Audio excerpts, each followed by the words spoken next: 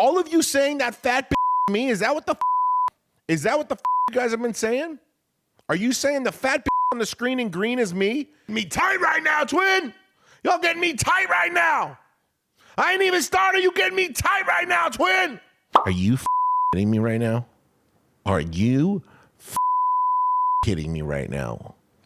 Maestro gang? Quants. Short for quantitative, they're a special type of nerd that has come to invade our beautiful world of finance. I've always imagined the classic Wall Street trader to be your typical handsome fella who knows how to handle a lacrosse stick in a non-disclosure agreement. But lately it's come to my attention that the real wolves of Wall Street are not charismatic Buck Mason bros, but instead this army... This guy pisses me off. This guy pisses me... I don't know off. This guy's pissing me off so bad. There's something about him. I don't know if it's because his tie is fucked up, like his tie is off to the side, and that's driving me nuts. His gig line isn't straight, or it's his like voice. He sounds like the guy from what's that fucking? He sounds like that comedian. He sounds like the comedian. I can't remember his name. It'll pop up in my head shortly. I think they call him the Wonder Boy. The Wonder Boy. That's who he sounds like, and it's really pissing me off.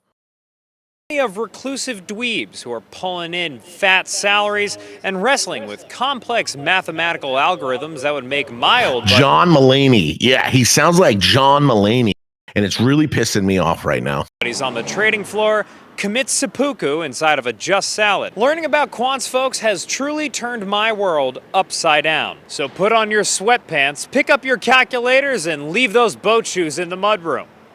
We're about to learn. Hold on.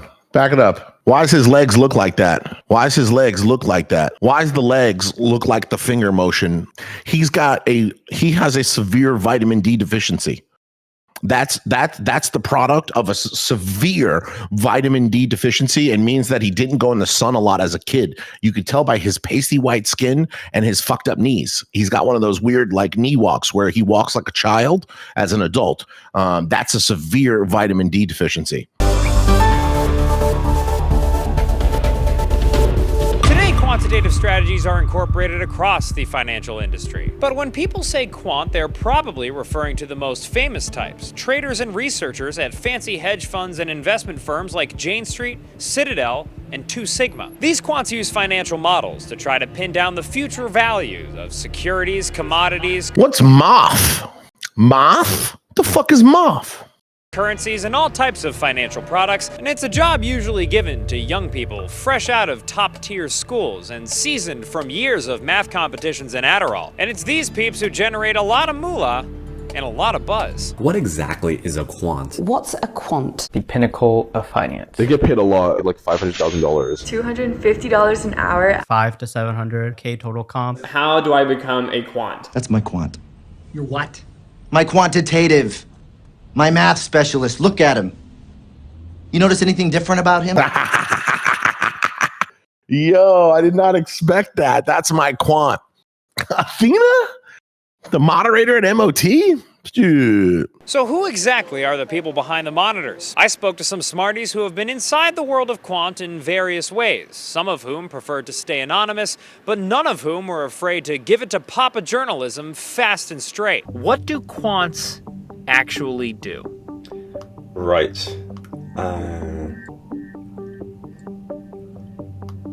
Code and do maths. Maths. Is that not the dumbest fucking thing that British people say?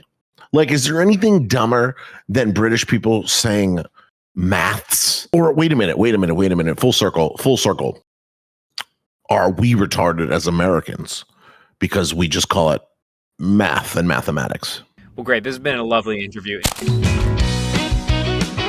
A lot of math and a lot of computer science. As a quant, a signal in the market is just anything that can happen that we think is predictive of something else. The signals that quants excel at are things that your average banker would never in a million years notice. Things that are buried into the math. Stuff you can only find with big amounts of data analysis and machine learning. There's huge amounts of research on being able to predict the weather in like Nebraska 5 days from now, because if we figure out that it's going to be 3 degrees hotter than it actually like the weather forecast predicts, then we know that a pipeline that's carrying oil from the Northeast to Texas going through Nebraska might cost an extra 10 microcents per liter, so we can, adjust those markets ever so slightly. That's the craziest shit I've ever heard in my life. This fucking guy just said, if the weather in Nebraska is 3 degrees hotter, then I know 10 microcents of oil is going to go up, and we're going to be able to make bread on that. That sounds like the show Billions. You guys remember the show Billions? That show was awesome. That show was so awesome. And in Billions, this is the shit they did. They did crazy shit like this. And so I feel like that's real. Now, Molly, didn't I say this was supposed to be hilarious? Yes, I did. But then again, I've never seen this. I've never seen this before, and I just assumed that my producer Nick would do something funny, but I also forgot that he sucks, and he's a lesbian, and so there's a good chance that this wasn't going to be funny, and just put an L in the chat for Nick the lesbian. Just put an L in the chat for Nick the lesbian. Simple as that. Yeah, do better, Nick. You're boring us out. Right, L's in the chat for Nick the lesbian, guys. I'm sorry. What do you want me to do about it? I've never seen this before. I obviously had no idea what he was talking about. So to learn more about how the hell bookworm freaks like him ended up in finance, I had to go back to the beginning, which for quants means the Renaissance. Technologies. Renaissance Technologies. A leader of the quant trading movement and founded in 1982, Renaissance Technologies is a trading firm who embraced algorithms years before everything else in the world embraced algorithms. Renaissance's king dork was Jim Simons, one of the few early mathematicians who brought their talents from the halls of academia to Wall Street in the 60s and 70s. Yeah, so he's a pioneer. Jim Simons, I'm like 99% sure that Jim Simons is one of the greatest traders of all time. I think that's the guy that I might be wrong here, but I think this is the guy that consistently outperformed the market for like fucking 40 straight years, which was never done before. I think that's go. This video sucks. I'm not gonna lie. All right, so this video kind of sucks. It's not funny. It's not entertaining. Checks out for what something Nick would like. So. Let's just drive on a little bit further, and you know what? I might not make it through the whole video. So let's see. I wouldn't say he's the pioneer, the only pioneers among the pioneers of this quantitative push. Gregory Zuckerman is an investigative reporter at the Wall Street Journal and author of The Man Who Solved the Market, a biography of Jim Simons. If he had only done mathematics, he'd be worthy of a book and all kinds of recognition, and he gave it all up to go into trading and investing. His firm, it's called Renaissance Technologies, and the key hedge fund, Medallion, is the greatest money-making entity Wall Street's ever seen. Their average returns are 66% It is the guy. a year. He is the guy. Many decades. For context, averaging 60... Why is that dude fucking peacocking? Why is he peacocking behind an interview? If I saw a camera and a cameraman and a loser doing an interview thing like that, why would he stop and peacock right there? 6% in returns is literally better than any investor you've ever heard of. Warren Buffett, Ray Dalio, Wilmer Guffins, George Soros. Literally none of these guys even came close to that number, not even the one I made up. But why then isn't Slim Jim as big of a name as these guys? He was very secretive. He didn't want the acclaim. If anything, he avoided it. It was a really difficult project to write this book.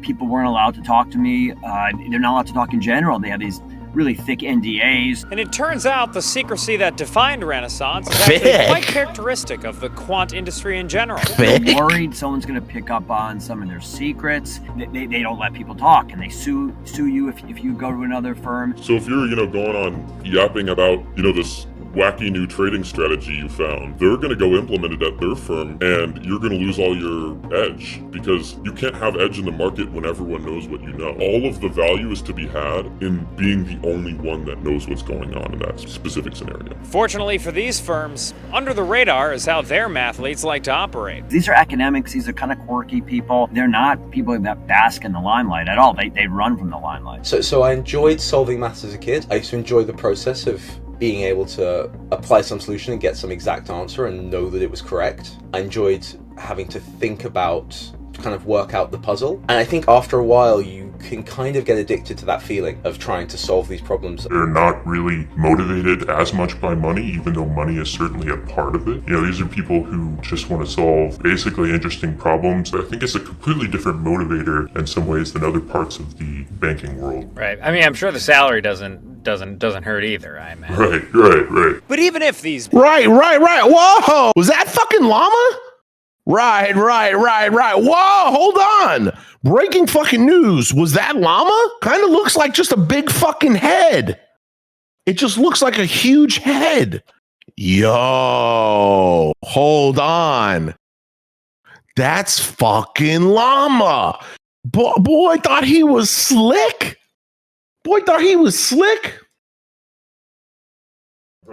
Look at the head. Look at the size of the head. Almost full frame. Look at the dark feature right here. That's the couch. Look, you could see the couch imprint right here. In the face. Show us the wrists, Molly. He had wrist surgery today, Molly. Basement lurking money droids don't seek the limelight. Boy the thought he was limelight slick. certainly found him. By 2017, quantitative funds accounted for over a Videos quarter in the of past. all U.S. stock market God damn it, trading. Molly. And unlike the Ivy League acapella wars of 2013, I'm not the first one to report on this. Quant's becoming a central player in finances. Hey guys, real quick. Nick the lesbian is in my DMs right now trying to justify why this was a good pick. L's in the chat for him yet again. Fuck you, Nick. Bold news. But as the amount of the market that we're putting into the hands of computers continues to grow, and as computers become more powerful, fear around algorithmic doomsday scenarios grows as well. Today, parts of these advanced programs are so-called black boxes, meaning we don't always know why algorithms recommend certain trades. Also, people are worried about fun stuff like AI going off the rails and making rogue buy and sell decisions. And then there's stuff that's already happened. For example, in August 2007, billions of dollars evaporated from the largest hedge funds after an algorithmic fire sale. Or maybe you look at what happened in 2010 when an automated trading software rapidly sold a shit ton of futures contracts to do with the S&P 500 and erased $1 trillion in market value. I remember that day well. Before dawn, I was lying in bed next to my second wife, my eyes wide open, peering over a field of frosted grass outside of our window, and I said, "Honey, I don't know what it is, but I feel like $1 trillion in market value will be erased." Hold on. Ooh, what's she smelling? Hold on. Why is she smelling her fingers? Oh, hell no, bitch. From the S&P 500 today. And then she said, "Hush, Dad. God. I'm dreaming of a man who can make me climax." You know, we stayed together for 3 years after that, but in that moment I knew the relationship was over. It's sort of like the boogeyman today where you can't figure out why the market moved, so it's got to be the quants. That's sort of like the instinctive explanation. And I think it's a little bit unfair. I don't think they're foolproof. I don't think they're necessarily so much better than everybody else. But we've had panics throughout history in financial markets. So we'll have some computer-oriented panics, downturns in the future, but we've had them in the past as well. So then can I ask, what's your read on the quant industry today? Have most hedge funds embraced quantitative trading as a strategy? So there are two things when it comes to investing. There's the idea of what to buy or sell, and there's how to buy or sell. Trying to be serious? Like, I'm so confused. Is this trying to be serious or is it trying to be funny? Because it's neither. It's just like really bad. We call execution. When it comes to execution, pretty much everybody has embraced quantitative financing. Where to allocate, how to break up the trade so it doesn't move prices around. When it comes to the idea, the genesis of the thesis, what to buy, not everyone has embraced it. Not everyone should embrace it. Even the Renaissance people believe in man plus machine kind of thing, or more machine plus man. So what do quants actually do? Well, they do a more precise academic version of what we all do in this green, flat Amex card-shaped world of finance. They speculate. They gamble. They try as hard as they can to turn uncertainties into certainties, all in the glorious name of getting the bag. These robots just do it with higher IQs, better degrees, and more advanced tools than the rest of us. Quants, believe it or not, you're people too. And I'm sorry for ever judging you. For good work, I'm Dan Toomey. But surely this world of quants wasn't beyond the grasp of a man like myself. Wow. All right, here's the deal. That was one of the worst videos I've ever seen. Entirely sure if it was just supposed to be cringy and weird or funny or what, but it is bad. It was not a good video at all by any means. It literally taught me nothing and it's a video that I would have turned off probably 40 times over. Not good at all. So, and I sincerely apologize. I apologize because that's Nick's fault. Do I have to have a verbal reprimand for the editing team? What's going on with my production team? All right, let's get Nick up here. Let's get Doc up here. Let's get the whole production team up. Wait a minute. Is he really in the shower with clothes on? What? Oh, he's gagging. Nice. What the Yo! Wait a minute. Nick the lesbian is in the shower with his clothes on. Did he just blow a funded account? Did he just blow a funded? Did his girlfriend just leave him?